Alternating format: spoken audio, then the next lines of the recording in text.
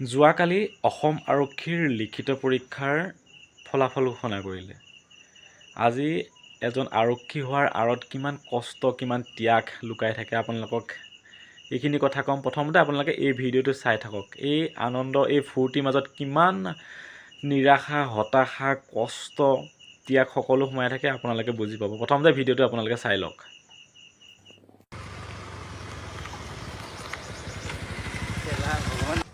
বুকু চুকু কপি আছে নেকি? বুক লাগিছে না ঐ ঐ হাত ফিল থম থমাই আছেচোন থম থম মাৰি আছেচোন। এই ঘৰতে যাওঁ নেকি বল খেলা নালাগে এটা চাচোন দলংখন এই লক্ষী দলং চাহ ৰ খেলা কথা গেলে নামৰে কোন হেল্ল' তই চালি কি হ'লে? এই মই চোৱাই নাই ৰ কেলা এই ভিডিঅ' নাহিলে হেই মই নাচাঙা তেতিয়া মোৰো বেয়া হ'লে দে।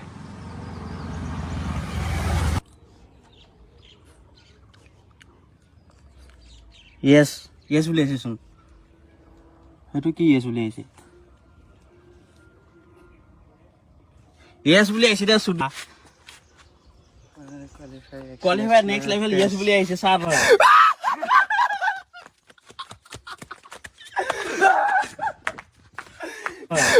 माना कि मुश्किल है सफर पर सुनो मुसाफिर हो कहीं अगर तू रुका तो আহি গ'ল কেলা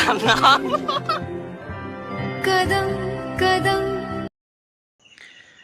আপোনালোকে দেখিলে ল'ৰাজনে কিমান ফূৰ্তি কৰিছে বা তেওঁ কিমান ফূৰ্তি পাইছে ৰিজাল্টটো চাই। এজন আৰক্ষী হ'বৰ কাৰণে কিমান কষ্ট কিমান ত্যাগ কৰিব লাগে আপোনালোকক মই জনাই আছোঁ। আপোনালোকে জানেই অসম আৰক্ষীত 3200 মিটাৰ ৰানিং কৰিব লাগে। এটা ভাল টাইমিঙত ৰানিং কমপ্লিট কৰিব লাগিব। প্লাছ লং জাম্প 16.5 ফুট এক্সিলেণ্ট মাৰিব লাগিব। চিন আপ 14 চাট মাৰিব লাগিব। এইখিনি অনুশীলন কমেও 6 মাহ এবছৰ ধৰি বহুতো যুৱক যুৱতীয়ে এইখিনি কষ্ট কৰে এটা ভাল মাৰ্ক ফিজিকেলত উঠাবৰ কাৰণে। যেতিয়া তেওঁলোকে ফিজিকেল দিয়ে ফিজিকেলৰ এখন কাট অফ মাৰে। সেই কাট অফ লিষ্টত যদি আপোনাৰ ফিজিকেলৰ মাৰ্কছটো ভাল নহয় আপুনি ৰিটেনৰ কাৰণে কোৱালিফাই নহয়। ভাবি চাওক আপোনালোকে বছৰ বছৰ ধৰি শাৰীৰিক কষ্টটো ইমান ইজি নহয়। 3200 মিটাৰ ৰানিং তাতে এটা ভাল টাইমিং এটা ভাল সময়ত কোৱালিফাই কৰিব লাগিব কমপ্লিট কৰিব লাগিব। কোৱালিফাই কৰিলে নহ'ব কমপ্লিট কৰিব লাগিব এটা ভাল টাইমত। লগতে লং জাম্প 16.5 ফুট এক্সিলেণ্ট আৰু চিন আপ 14 চাট।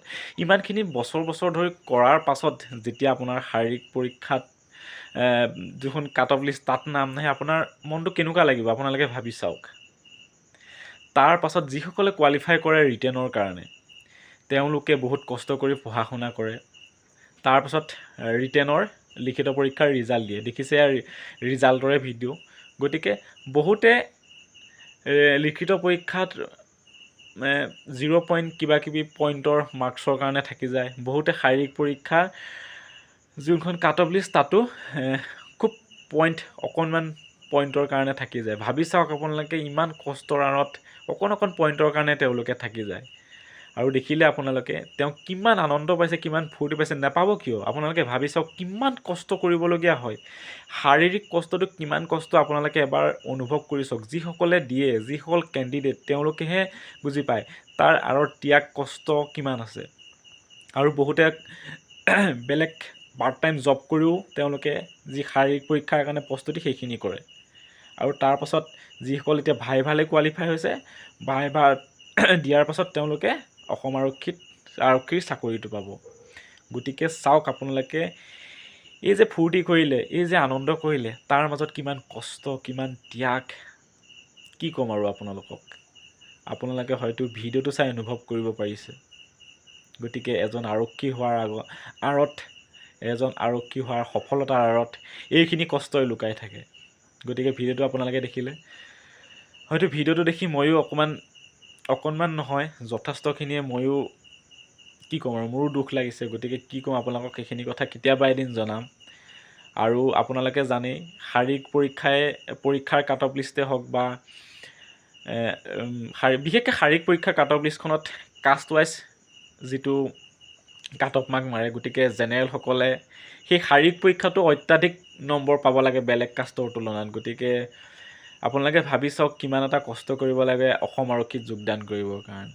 গতিকে যিসকলে উত্তীৰ্ণ হৈছে, যিসকলে কোৱালিফাই হৈছে ভাইভাৰ কাৰণে, তেওঁলোকলৈ মোৰ শুভকামনা থাকিলে আপোনালোকে চাকৰিটো পাওক, আপোনালোকৰ মনোকামনা পূৰ্ণ হওক। আৰু যিসকলে অনুভৱ কৰিব পাৰিছে আপোনালোকে এটা কমেণ্টত জনাব আৰু ভিডিঅ'টো শ্বেয়াৰ কৰি দিব। ধন্যবাদ জনালোঁ। শুভৰাত্ৰি।